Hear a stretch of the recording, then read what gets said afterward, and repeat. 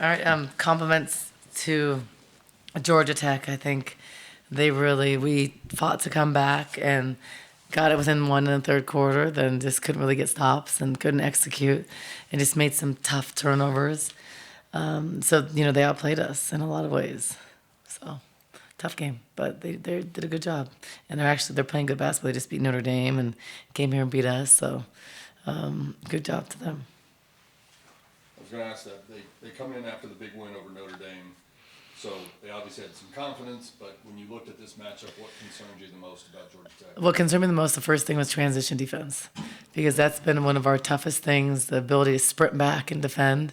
And that was something they were 100% in the first half. And we've been working on, and just I think the awareness for us and the actual effort to sprint back has been a challenge for us. And I think just learning what that is and how to do it. And we could not do that tonight and an effective rate. But I thought we did better in the second half, but then we went to they had a lot of points. 38 points in the paint, 38, so half their points in the paint, and off of layups at a very high rate. That's tough.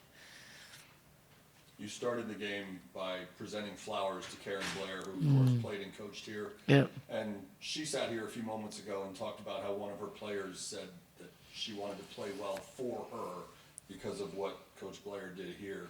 Did you talk to your team about matching their emotion and their urgency? Not really, because I think for us, we got to focus on the main thing. I think any distractions for us is a lot.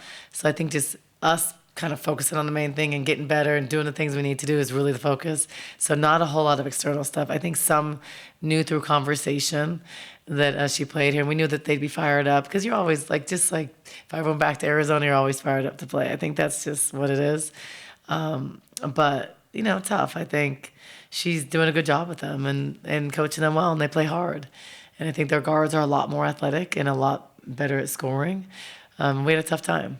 I think for us, their posts were really controlling the paint, and when they went smaller, we had a hard time guarding their post drive into the basket. A very hard time. So I think just us getting a little bit more consistency.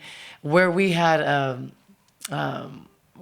difficulty guarding is what we should have exploited on offense. But we weren't able, then we were turning the ball over. So when we got the ball inside where we should have one-on-one scoring, we turned it over. We couldn't really finish inside. So that it's something where we should have had Miriam with a double-double today, because she's strong, she's bigger, but then we had a hard time delivering the ball, and she had a hard time scoring one-on-one against them. So I got to figure out ways to be able to run some actions to get them the ball better. But right now, less is more. We're having a tough time running a few sets, so figuring out how to simplify it so we can get comfortable with running maybe a lot more simple actions. I'm trying. We just got to get, I think that a lot of times one person's in a different set than the other people, so figuring out a way to really get us, I don't know if we have to have cars, some stuff I've never, as a coach, this is what the challenge is, it's good. Yes, am I a little bit, not discouraged isn't the word, but got to figure it out. Got to pivot and figure things out and do things I've never done, which is okay. Because, we have 5 guards out, so you can't really make that up. And players that would have played significant minutes. One of them was a partial starter from last year, Mylene, who is someone who is drastically missed because she is a fighter. She is a blue-collar, tough player. And her and Kyla together would have been really tough.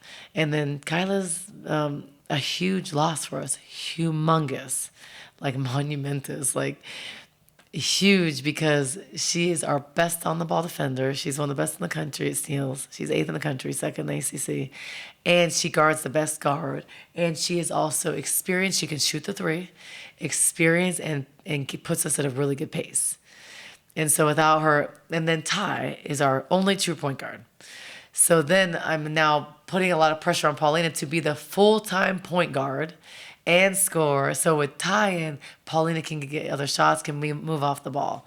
So that's tough. It's not an excuse. It's a reality. People all over the country are dealing with injuries. So if that happens, it's time for other people to step up to the plate. And that's what we're looking for. I thought one person that did that today was Grace. She really stepped up. I think Paulina stepped up. I think Zara. I think Grace did some really good things. And this is what I expect from Grace every game. So now we got to get Miriam on the same page. We got to get the ball to Miriam, figure out ways to get her a score. We got to not turn the ball over so much. We have to be able to run and execute some offenses because we get stagnant, start driving into each other. Like, we can't run. A lot of people don't know the offense. And so I talk to the players, well, this is the accountability part for you. You have to be able to run plays. And so then we got to communicate better. So it's just figuring that out, and 15 new players. And now the players that were supposed to come in here and be our stars are out. And so now we're asking those second and third tiers that had never been in this situation, we're asking them to step into a bigger role. And they're figuring it out, and they will. But that takes time, and that's hopefully going to happen sooner than later. But we'll figure it out. On the bright side, you do at least have like a full week of practice. Which is good and bad, but like we're not going to get our injuries finished by then. So I think the full week is good because we have to get better. But it's like the challenge is like we have a lot of people out of practice. So during this time, we won't be able to practice a lot. Is there anything that first comes to mind? Like, I know you just finished this game here that you want to work on right away. Transition defense, but you have to have players to do it. So now we'll get the practice players back. But then, like, a lot of people that need to work on it are out. So I think it's just those reps because we're not at the place where we can watch things on film and apply it. So you got to get those reps at full speed, but then you got to be healthy to have that in practice. So we'll figure it out. Now I got to get the next players better and up to pace, and maybe get us some more rest, get us healthy. Ty will still be recovering. Kyla will recover a little bit longer. We'll hopefully get her back sooner than later. So it gives us time to do that, but it is kind of what it is. Zara started out red hot. I think she hit 7 of her first 9 shots. Yeah. And how do you balance feeding the hot hand and also still playing your system and rotating the ball to the open shooter? Yes, so Zara is really good. She's young though, so she has to learn like if someone's doing something to her, how to read those situations. But she's trying. She always gives her effort. She's an awesome kid, extremely coachable. She's the future of this program. But teaching her, okay, if they're cheating and overplaying you, this is a counter to it. So showing her film, don't fall asleep off the ball to get face cut. Those are the young mistakes, but I can live with her mistakes because of how she plays and who she is as a kid. And she's a great teammate, great player, so much potential. We just got to get her better at those things. So get her aware off the don't ball watch and get face cut. Don't not box out in the zone. Don't not switch at the line of the ball, like on the line of the ball, or at the level of the screen. Like little stuff like that, but those are teaching moments you can live with because of who she is, I think. But just continuing to get better and figuring it out and maneuver, and I'm doing different things as a coach than I've ever done and playing more zone than I ever played. Like, I'm not really a zone coach, but if that's what this team needs, I'm going to do it. So I think that's the fun part for me, growing in the sense that having to maneuver, figure it out with 5 injured players. Can we still manufacture and get some wins? And I think we can, but it's got to be patient through this process. You pulled to within a single point at the end of 3 quarters. Yeah. And then the shooting went cold at the beginning of the 4th quarter. Did Georgia Tech change things defensively? No, I think that we just could not execute, and then we made some big turnovers. So we then over-dribbled, over-penetrated, and turned the ball over and couldn't score. Then we missed layups. So those are the situations where I think fatigue was a little bit of a factor. And I challenged the players. I said, great players don't get tired. Because when good players get tired, great players kick their ass.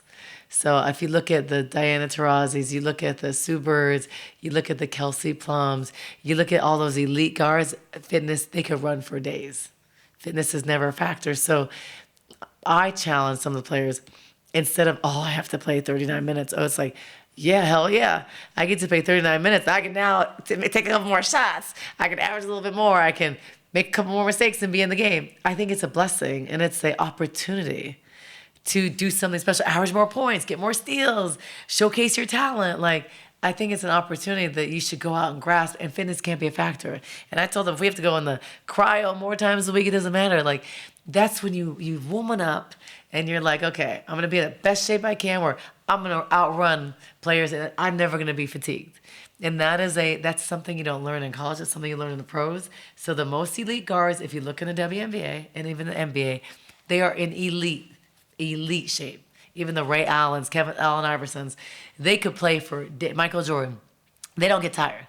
They chew on that gum, like whatever, and just like but they're in the best shape because Kobe Bryant, because when they're so fit and they've worked so much on their craft that they're able to make those shots in the fourth. It's not a fatigue. It's not a factor with the elite players, and that's what separates good from great.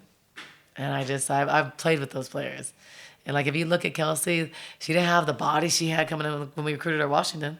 She was overweight, upper body. She's like a phenomenal, like perfect machine because she works her tail off. And elite, and she does it every guitar. That's why she's USA basketball. She's Olympian, because like you understand it as a pro. So, but these are young women. They're learning that, but you gotta learn. And right now we gotta teach some lessons fast. But we have 15. We still have a long season to go. So this is a difficult moment for coaches. It's a difficult moment for players. It's not when you give up. It's you figure out a way to you figure it out.